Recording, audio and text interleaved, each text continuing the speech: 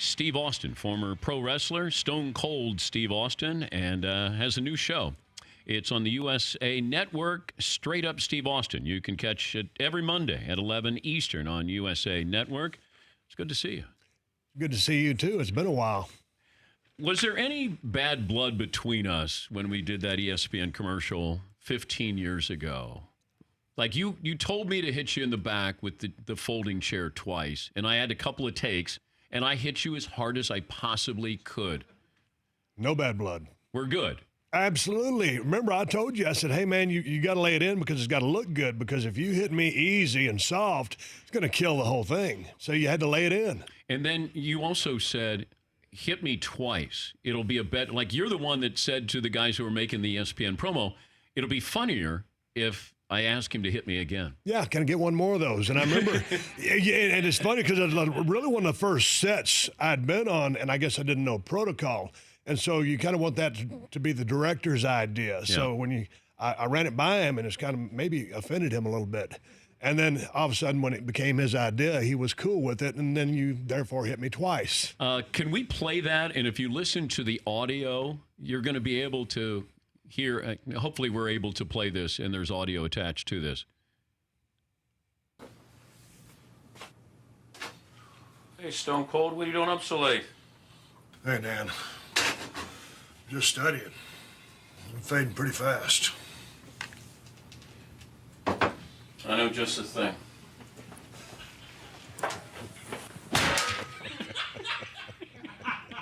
Can I get one more of those? Sure. Thanks, buddy. That helps. Don't work too hard. You were great. Your comedic timing is awesome there. I thought that really showed my range as an actor. Now, I have a little pad that you had in the middle of your back. A little turtle shell. Now, is that what you normally wear in a situation like that when you're in the ring? Well, no, because I just wear a pair of trunks and boots. Okay, so if I hit you with a chair in the ring, I'm hitting you with, you've been hit with a folding chair. A million of them. You know, and basically what you want to do when you're giving a guy a chair shot, you want to line up perpendicular. So if the guy's on his, say, hands and knees this way, you want to hit him perpendicular to his back. Do you want Paulie to come over here and be down on the ground? You can tell me what he does? I mean, we can. Okay, Paulie, come on over, and then Steve will show us how to. I have a chair. He's got a folding chair there. Now, am I getting up? Yeah, okay. Go ahead. All right, get up here. So I got. So, like, say I knock you down, and you're on your hands and knees. So, okay, if he's here, yeah, I can be here and I can hit him, but if I start swinging this thing, this lip could end up hitting him in the back of the head. Okay. That's not good. That's going to open him up. So you come here perpendicular, right? Yeah. You're using angles. You learn this stuff in school. Yeah, like a light. So when you bring that thing, I mean, you're bringing it from way back because it's a visual. Yes. And then he gets pounded. And you're trying to, once you lay that chair in, you're trying to back off a little bit. You don't want to swing through, like a guy trying to hit a baseball, something like that. So you kind of want to pull it, but, man, he's going to feel a lot of impact. It's going to hurt. So I can be laying these things in on him. And when you see a guy go belly up, that means no mas. I've had too much. Oh, yeah, because, see, now look what he's giving me. You got forearms exposed and knees and stuff like that. And so that's when you don't swing another chair, unless – then I'm going to go to this and go to the solar plexus and midsection. Like the guillotine. Yeah. You're going to stab him. And I did that to The Rock in 17 when I turned heel, but after I lambasted him with a bunch of back shots. But hey, man. You're good, Paulie. They don't teach you this in professional wrestling school. It's kind of like on-the-job training. So when you turned heel, because I know that, your audience, like you're portrayed a certain way, but when you become the bad guy, how does your fan base react to that? Well, they revolted. I mean, they didn't want to hate me. By that time, they loved me so much. You always want to do something big at WrestleMania. I didn't think we had anything big that year, so I told Vince, hey, man, I'll turn heel. He goes, okay, because, at a certain point, you just kind of flip, and you think things are going to get hotter. But it has to be warranted, so there's really nothing. But I was feeling flat kind of going into WrestleMania 17 because I'd been hot for so long. And I've always liked to be the bad guy anyway. So that's why I wanted to turn bad guy, so I'd have fun. But people didn't like it. What did The Rock say about it? Rock was cool with it. Rock was about to ride off in the sunset and go film, I think might have been his first movie, and now he's the biggest movie star in the world. Isn't that amazing? Oh, it's incredible, the amount of work that guy's done. And, you know, to have the vision in the future and the dream to get into acting, and now he's crushing it. He's everywhere. Are you going to get Rock on your show? I would love to have him on the show, and people were asking me if I could have a dream guest, and I don't like to name names because we've had a lot of people that we reached out to in the first season, but we couldn't get just because of scheduling. But yeah, he's a guy because of our background. You know, I don't email him, we don't text each other, I don't even have his phone number. But as soon as we get in a room together, you know, it's that instant camaraderie, friendship. But I'd love to spend some time with him because I always brought out the best in him, and he always brought out the best in me. Could you take him at your peak and his peak in your prime, like a real fight? Obviously, I'm going to say yes that I could because I believe in myself. But Rock's a big, tough guy and played football at Miami. So who's the last guy you want to see? Do what? Who's the last guy you want to see in front of you, like real fight? Oh, Haku.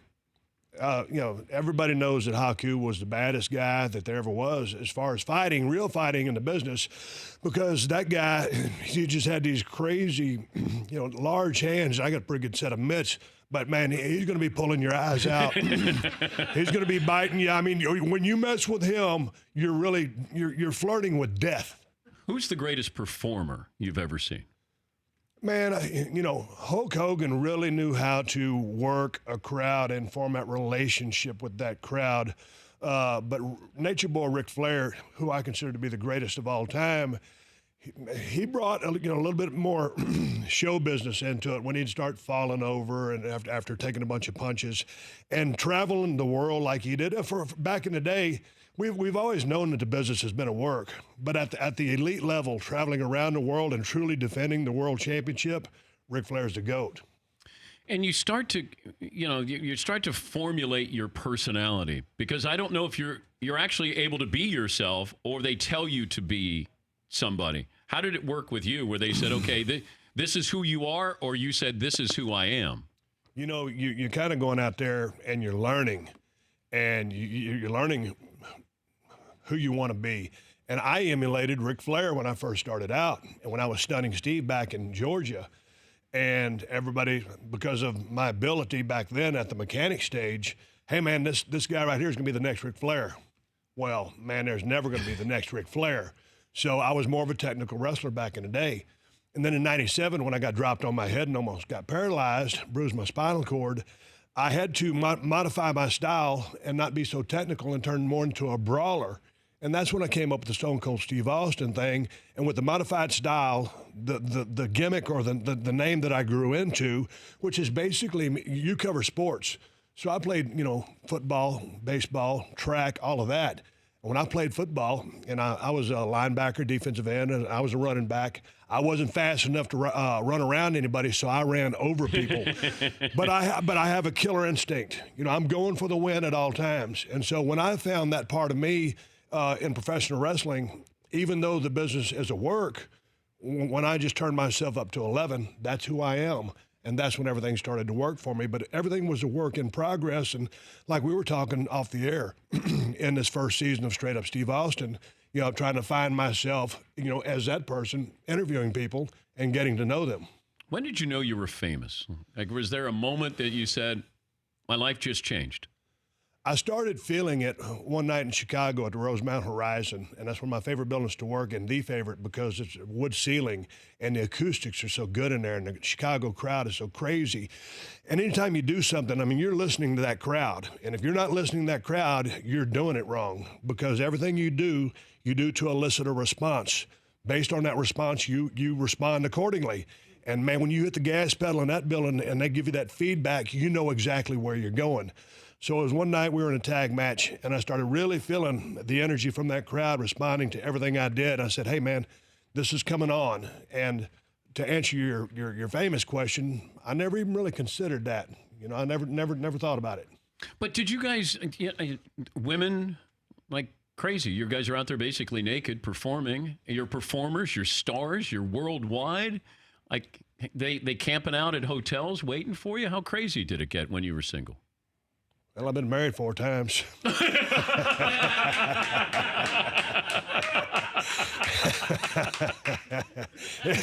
Did that kind of give you a heads up? That's a good answer. Hey, now I've been with my wife now. It was my soulmate. I've been with her 15 years. We've been married 9. So I'm glad I found her when I found her. But what was it like before that?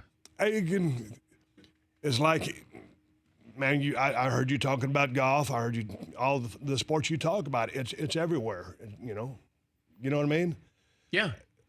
Yeah. So to answer your question, you were never lonely. No, and I'm a loner.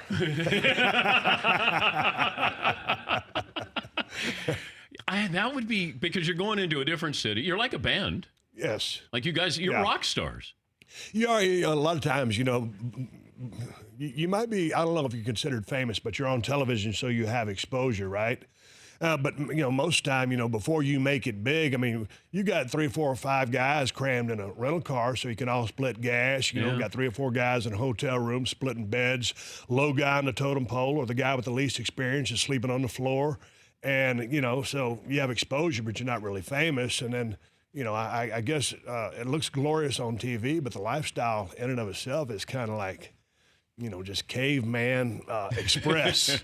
And it was a great life. But yeah, I think Ric Flair, I always looked at it like this way. You live 3 lives in one body. On one hand, you're a professional athlete because you train like one and you work like one in the ring. Other hand, you're a rock star because when you go someplace, if you want anything, it's there and you can have it, with respect to about anything. And on the other hand, you're like a truck driver because, these days guys are doing tour buses and stuff like that. But, you take a flight, you get your rent-a-car, and you're driving all over the United States. So it's all those things going on. And a lot of guys, met an early demise because they got caught up in it.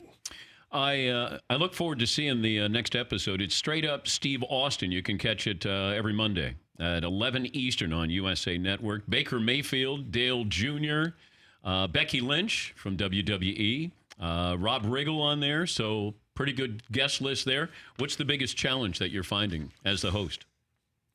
Man, I've been podcasting for about 6 years. I think that's helped me. Really listening, That's the key. Really listening and, you try to really finding myself, who and what I am, in the show. This is season 1. We filmed that pilot about a year ago, and, filming a pilot, I mean, you have this concept and this idea, but when you go out there, I don't really know what I'm doing yet. My guest doesn't really know what he's doing out there, and you're like throwing stuff on the wall and seeing what sticks. Yeah, but you're in a tank running over a car in one episode. Hey, man, that was right up my alley. When you get to wake up, drink a couple of cups of coffee, and my wife says, "What are you doing today?" I said, we're crushing cars in a tank. So, it was good. But when you're doing something and you have an activity to bond over, you're trying to walk and chew bubblegum at the same time, and some of this stuff is even new to me. But you own it. You go out there, you try to form some chemistry and a relationship with your guest and have a great conversation. And you want them to shine, obviously, because they're the guest. But there's a lot of moving parts, and it's a whole lot different from my podcast, obviously, because I'm in my studio next door to my house, one-on-one with one person, and nobody's there. All of a sudden, you got a crew of 85. And I've got to thank USA Network first and foremost for the opportunity.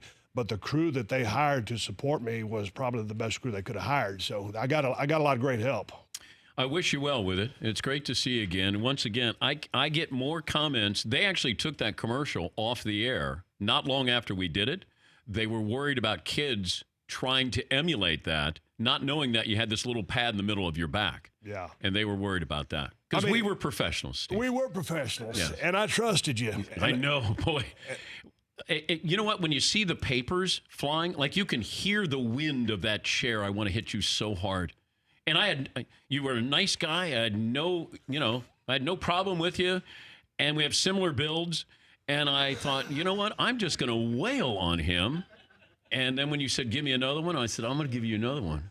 And I gave you everything I had. Yeah, and if you'd have raised that chair up about 6 inches, you might have clipped me right in the back of the head like I was just demonstrating. I'm a pro. Hey, when you go out there and you're doing something like that, first of all, never hit anybody with a steel chair. We're trained professionals.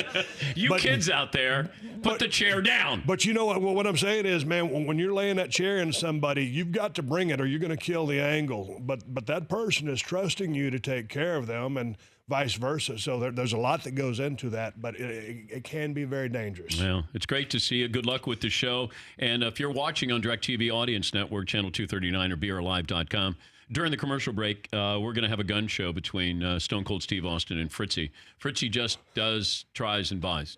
I haven't worked out a couple of days. I've been kind of busy, Yeah, so it looks like he might take me. You're letting yourself go a little. You might want to do a party pump there, Steve. I'll do something. I just want to know how you get that vein going. I've tried that for many years. It's called working out, Is it Todd. called working out? Yeah, you should try it. You should try it. It's Monday nights with Stone Cold Steve Austin on USA Network. Straight up Steve Austin. All right, so we noticed your arms. And then Fritzy takes great pride in his arms as well. And I don't know the last time you had a pose off. Seton, you're probably not the right guy to stand. We should not be standing. Yeah, we should not be. Did you ever look like that? Maybe Many years when you're like ago. 9 years 10 years old. 10 years old. Okay. Hey, Fritzy, you want to come out and do the pose off with Stone Cold Is Steve? Fritzy like a Okay. professional? Yeah. It's this guy. Yeah, let's get out of the way. Okay. Look, he's already been pumped up. I thought he was going to have oil on. I haven't touched a weight in a week. Double by? Don't worry, he hasn't either. Yeah. I got on a high. Or Giants. What do you think of those arms there, Steve? They're adequate to pick things up. Yeah. yours are a little bigger, I think. right? Yeah. He skipped leg day. Get the chest going. And I heard that you only train arms. Yeah, I do. I'll hop on the treadmill once in a while, but I don't do like leg weights or squats or any of those kinds of things. Bench press, any back I exercises? used to do bench press, and then I had a hernia a few years ago. So I stopped doing Also, this is another issue right there, Steve. I just said. You're really happy to see me. Yeah, he does that for everybody. I'm excited. Yeah, he does that for everybody. Yeah, the biceps and the triceps. Yeah. And Okay, then, let's see the pose off here, Todd. Let's go. Are we doing like the Hulkster? Yeah. Oh, you're gonna go. Just a double by. Yeah. Okay. Okay. So, All right.